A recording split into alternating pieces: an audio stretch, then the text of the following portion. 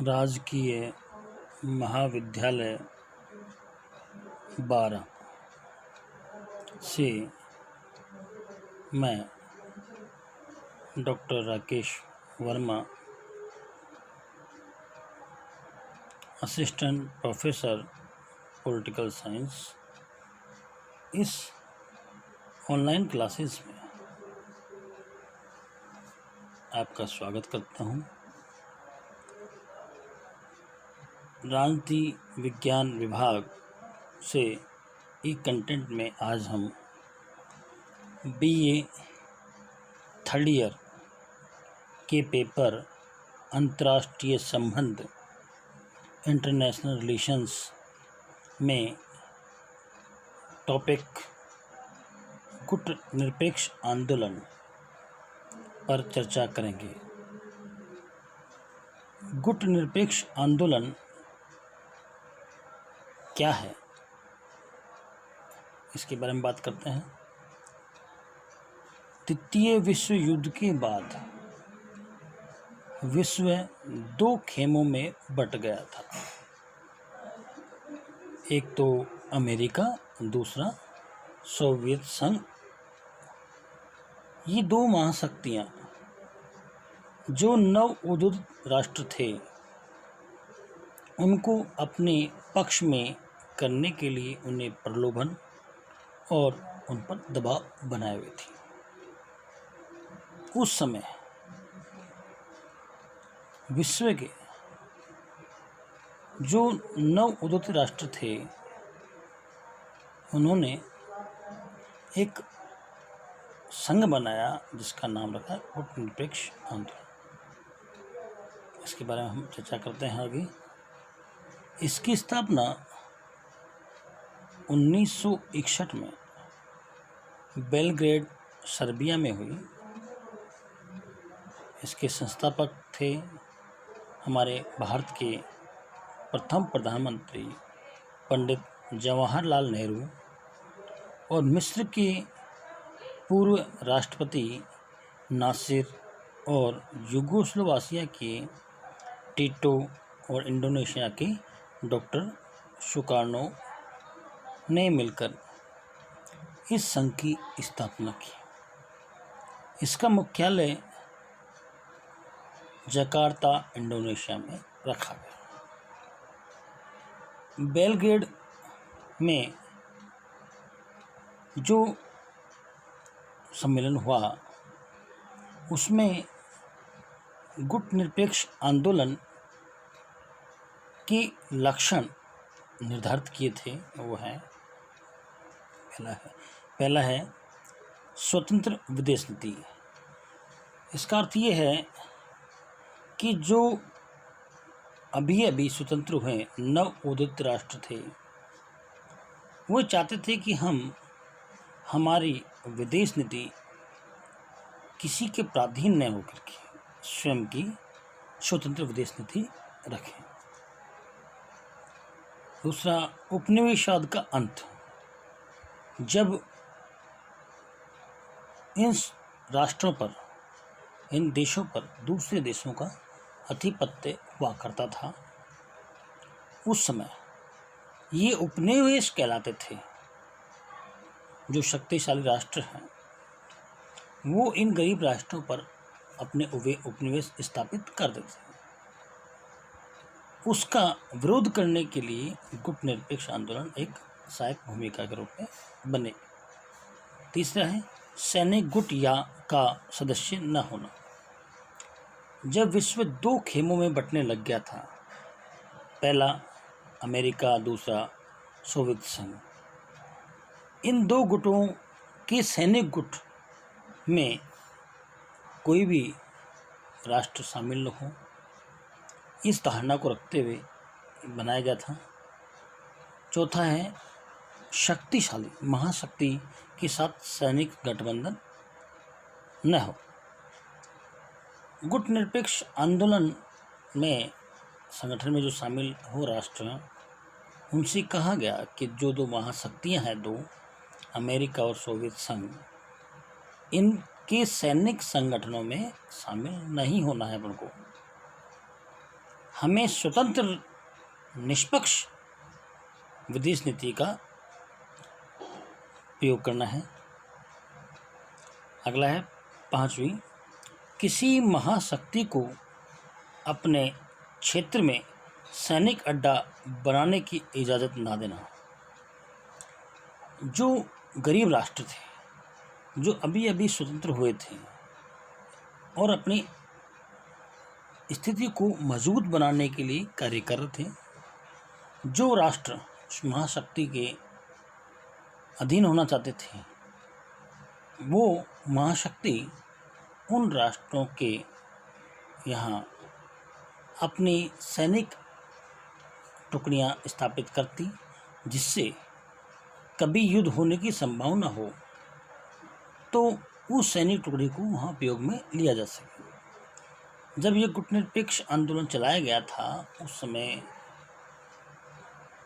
के इसके संस्थापक सदस्यों ने ये कहा कि जो महाशक्तियाँ हैं वो हमारी गरीबी का मजाक न बनाए और हमारे यहाँ सैनिक अड्डा स्थापित ना करें।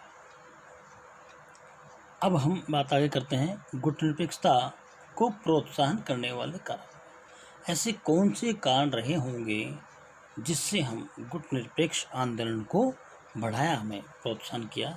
उसमें है, पहला है शीत युद्ध। द्वितीय महायुद्ध के पश्चात अमेरिका और सोवियत संघ रूस जैसी महाशक्तियों में गंभीर मतभेद प्रकट हुए। वैचारिक मतभेद थे। शीत युद्ध के इस वातावरण में नव स्वतंत्र राष्ट्रों ने किसी भी पक्ष का समर्थन न करके पृथक रहने का निर्णय लिया। शीत युद्ध से पृथक रहने की नीति ही आगे चल के गुटनिरपेक्ष के नाम से जानी जाने लगी। दूसरा है मनोवैज्ञानिक व्यवस्था। जो नव उन्नत राष्ट्र थे, गुटनिरपेक्षता की नीति अपनाने का दूसरा प्रमुख कारण एक भावनात्मक और मनोवैज्ञानिक व्यवस्था थी। वह है कि वे केवल औपचारिक अर्थ में स्वतंत्र न हो, बल्कि शक्तियों के प्रभुत्व या प्रभाव के अवशेषों से एकदम मुक्त प्रतीत हो। तीसरा है सैनिक गुटों से पृथक रहना। 1945 में जब संसार विश्व दो गुटों में बंटने के लिए अग्रसर होने लगा, उस समय एशिया और अफ्रीका के अनेक राष्ट्र स्वतंत्र हुए थे। ये सभी राष्ट्र शोषित और गरीब थे। किसी भी गुट में न मिलना इनके लिए एक चुनौतीपूर्ण कार्य होने जैसा प्रतीत हो रहा था। अगला है सैनिक गुटों से पृथक रहने वाली बात हमने अभी की। चौथा है अपने पृथक और विशिष्ट वैचारिक स्वरूप को अक्षुण्ण बनाए रखने की अभिलाषा। नवोदित राष्ट्रों को ऐसा लगा कि गुटनिरपेक्षता उनके लिए विशिष्ट है। दोनों गुटों के वैचारिक संघर्ष के संदर्भ में अपने पृथक और विशिष्ट वैचारिक स्वरूप को अक्षुण्ण बनाए रखने का साधन थी। उस समय डॉक्टर सुकार्नो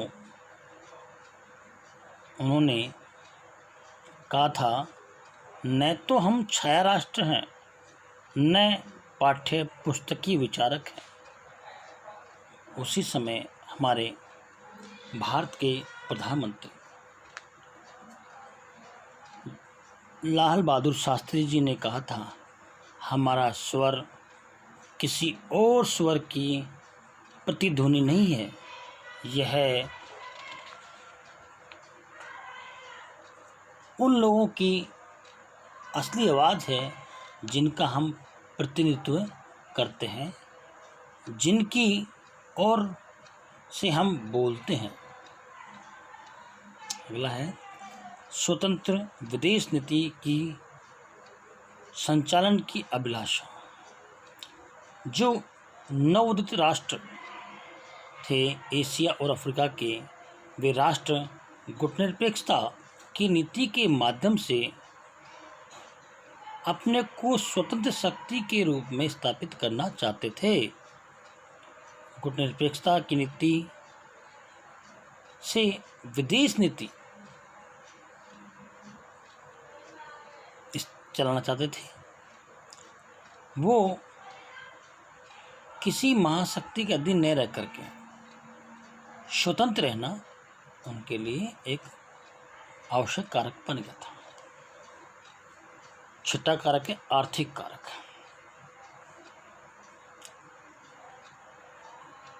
गुटनिरपेक्ष देश आर्थिक रूप से पिछड़े हुए थे और उनका रहन सहन स्तर बहुत ही नीचा हुआ करता था। अतः उनकी विदेश नीति का एक प्रमुख ध्येय आर्थिक विकास को बढ़ावा देना था। वो इन किन कारण प्रकार आर्थिक विकास को महत्व देने के लिए उत्सुक थे कि हम किसी भी रूप में हमारे देश का आर्थिक विकास संभव हो और हम आर्थिक रूप से मजबूत हों। ये हर राष्ट्र की एक अभिलाषा होती है कि वो आर्थिक रूप से मजबूत रहे। अगला है गुट निरपेक्ष आंदोलन की उपलब्धियां। हमने इस गुट निरपेक्ष आंदोलन से क्या क्या प्राप्त किया है, उसकी उपलब्धियां क्या है, उसके बारे में चर्चा करते हैं। पहला है गुट निरपेक्षता को दोनों गुटों द्वारा मान्यता। गुट निरपेक्षता एक नई संकल्पना है। प्रारंभ में गुट निरपेक्ष देशों को एक कठिनाई से जूझना पड़ा कि अन्य राष्ट्रों को कैसे समझाया जाए कि गुटनिरपेक्षता क्या है, कि अंतर्राष्ट्रीय संबंधों के संदर्भ में इसे एक स्वतंत्र और नई संकल्पना के रूप में मान्यता कैसे दिलाई जाए। ये उस समय उनके सामने एक बात चुनौती आई थी। उस समय इन्होंने उनको दोनों राष्ट्रों, दोनों महाशक्तियों जिसमें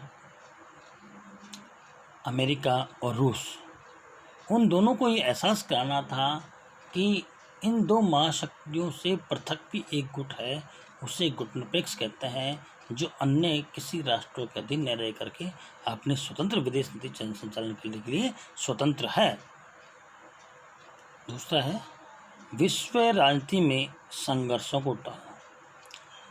गुटनिरपेक्षता की दूसरी संभव उपलब्धि यह रही कि इसके प्रभाव से विश्व के कुछ विकट संघर्ष टल गए या उनकी तीव्रता कम हो गई या फिर उनका समाधान हो गया। और विशेषतः तीसरा विश्व युद्ध भी नहीं छिड़ा, जिसकी संभावना के बारे में 1950 के दशक में ही कर दी गई थी। अगला है तीसरा शीत युद्ध को अस्त्र युद्ध में परिणत होने से रोकना। बहुत से गुटनिरपेक्ष देशों को दोनों गुटों और सर्वोच्च शक्तियों के बीच सद्भावना हेतु और संपर्क के माध्यम का काम करने को तैयार थे और दूसरे शीत युद्ध के दोनों पक्षों के बीच गलतफहमियां दूर करने में सहायता मिली। सर्वोच्च शक्तियों के जानबूझकर उस राह पर चलने से या खामख्याली की वजह से वह शस्त्र युद्ध परिणत हो सकता था। चौथा है शीत युद्ध को देतांत की स्थिति में लाना। बच्चों, देतांत का अर्थ होता है तनाव, शिथिलता। हम शीत युद्ध में जो शिथिलता लाना है उसके रूप में इसने गुटनिरपेक्ष आंदोलन ने कार्य किया। 5वां है निशस्त्रीकरण और अस्त्र नियंत्रण की दशा में प्रगति। निशस्त्रीकरण और अस्त्र नियंत्रण के लिए बातचीत करने में गुटनिरपेक्ष देशों ने जो भूमिका निभाई उसमें उन्हें एकदम सफलता तो नहीं मिली, फिर भी उसने लोगों को यह नहीं भूलने दिया कि विश्व शांति को बढ़ावा देने की सारी चर्चाओं के सामने अस्त्र शस्त्र बढ़ाने की बेलगाम दौड़ खतरनाक है। अगला है विश्व समाज के लिए उन्मुक्त वातावरण का निर्माण। नव उदित राष्ट्र को महाशक्तियों के चंगुल से निकालकर उन्हें स्वतंत्रता के वातावरण में अपना अस्तित्व बनाए रखने का अवसर गुटनिरपेक्ष नीति ने प्रदान किया। 7वां है अपने राष्ट्रीय प्रकृति के अनुरूप विकास के प्रतिमान।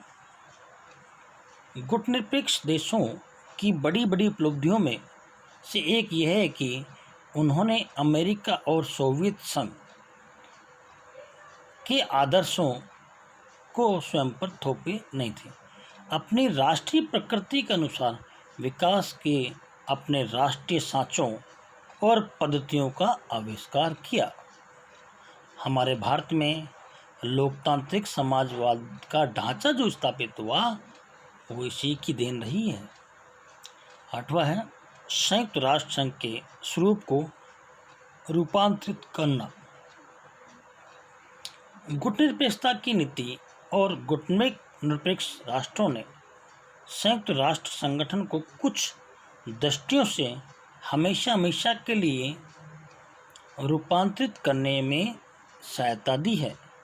एक तो अपनी संख्या के कारण, दूसरे शीत युद्ध में अपनी अधिक तटस्थ दृष्टि और भूमिका के कारण गुटनिरपेक्ष राष्ट्रों ने संयुक्त राष्ट्र संगठन को छोटे राज्यों के बीच शक्ति कायम रखने वाले संगठन से ऐसे संगठन में रूपांतरित करने में सहायता दी जिससे छोटे बड़े राष्ट्रों पर कुछ नियंत्रण रख सकें। उन्होंने संयुक्त राष्ट्र महासभा की भूमिका का महत्व बढ़ा दिया है। अगला है विकासशील राष्ट्रों के मध्य आर्थिक सहयोग की बुनियाद। विकासशील राष्ट्रों के मध्य आर्थिक सहयोग की बुनियाद रखने में गुटनिरपेक्ष राष्ट्रों को सफलता मिली। गुटनिरपेक्षता आर्थिक सहयोग का एक संयुक्त मोर्चा है। यह तीसरी दुनिया के विकासशील देशों में सहयोग का प्रतीक है। दक्षिण संवाद निर्गुट राष्ट्रों के मन से ही निकला हुआ शब्द है। अगला है नई अंतर्राष्ट्रीय अर्थव्यवस्था की मांग। आजकल गुटनिरपेक्ष राष्ट्र नई अंतर्राष्ट्रीय अर्थव्यवस्था की मांग कर रहे हैं। गुटनिरपेक्ष आंदोलन में आर्थिक विकास की समस्याओं पर सम्मेलन हुए तथा मुख्य बल सहायता और सुधरे व्यापार संबंधों पर बल दिया गया। इस प्रकार हम आज गुटनिरपेक्ष आंदोलन के बारे में बात की हमने। छात्रों, गुटनिरपेक्ष आंदोलन को समझने के लिए सबसे महत्वपूर्ण बात यही है कि दो महाशक्तियाँ अमेरिका और दूसरा रूस, इन दो महाशक्तियों के दबाव से बचने के लिए जिस गुट का निर्माण किया गया उसको गुटनिरपेक्ष कहा गया। और वह गुट जो तीसरा बना, थर्ड फ्रंट, वो तीसरा जो बना वो दोनों महाशक्तियों के दिन रह करके जो छोटे छोटे राष्ट्र मिलकर एक बड़े गुट का निर्माण करें उसको ही गुटनिरपेक्ष आंदोलन का है। इसी का थैंक यू, धन्यवाद आप सभी का, धन्यवाद, थैंक यू।